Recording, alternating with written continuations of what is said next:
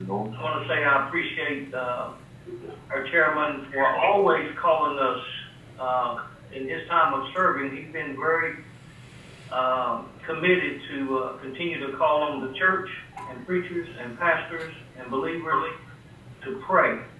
And that has been vitally important, and I believe has made a difference and continues to make a difference. And so, Brother Harvey, we appreciate your service and your leadership and your trust and belief in the difference that prayer makes. Preacher Steve, thank you so much in your new role with the leadership you're providing to our people spiritually and just general leadership, just being an example of the good that our people have to offer to each other and to the world and to our community. I'm just so proud of your new position, you in your position, and what you have accomplished for our people, and especially for our spiritual, our ministers and all the followers. Thank you so much for what you're doing. I'm so thankful for the prayers that have been administered on behalf of the employees, on behalf of the people.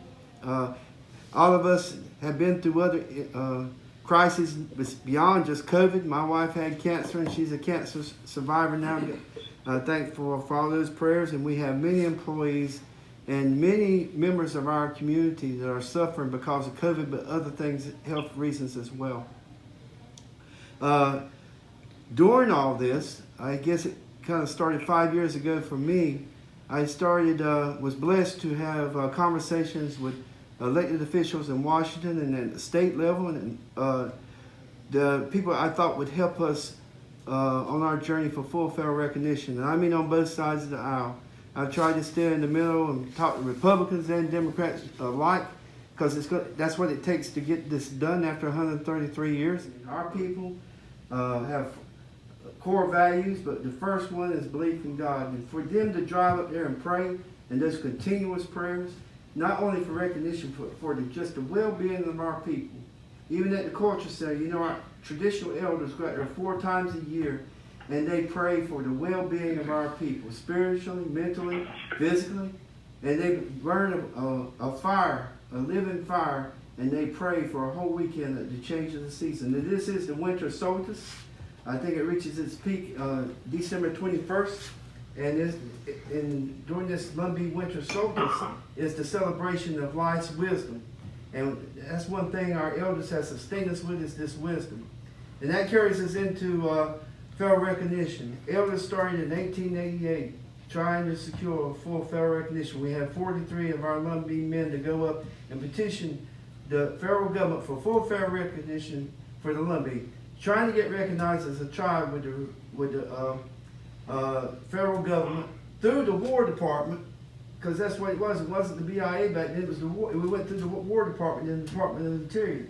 And 2 years later, in 1890, was the Battle of Wounded Knee. So the United States was warring still on Indian tribes, and here our people were up there with, what kind of bravery it took to do that, to go up there and ask for full federal recognition. They just wanted education money to build a school and educate our people. That's what I call a strong conviction. And they were men that prayed, and the women that prayed with them, and all our people together. And then in 1956, a reset where they recognized us as names, but they didn't offer us the protections and the services of the federal government. And here we are 60-some years later.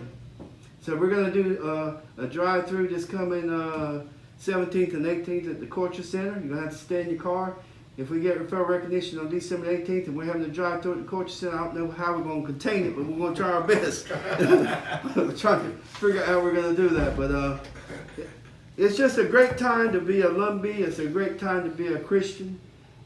If we think about it, if there weren't people praying in America, if there weren't Lumbees praying right today, like our elders taught us to do, where in the world would we be? Amen. How bad would it be if we weren't praying people and God-fearing people? And just our belief in God, number one, with the Lumbee tribe, has sustained us, gave us the audacity to be able to stand in the face of fear, to be strong, to go fight for our people. Our ancestors have done it, and now it's upon us to do the same thing. And everybody on this call today is a leader, every single one of you. If you weren't, you wouldn't be on this call. You lead somebody or some way in your life, and you have influence over our people in your circle.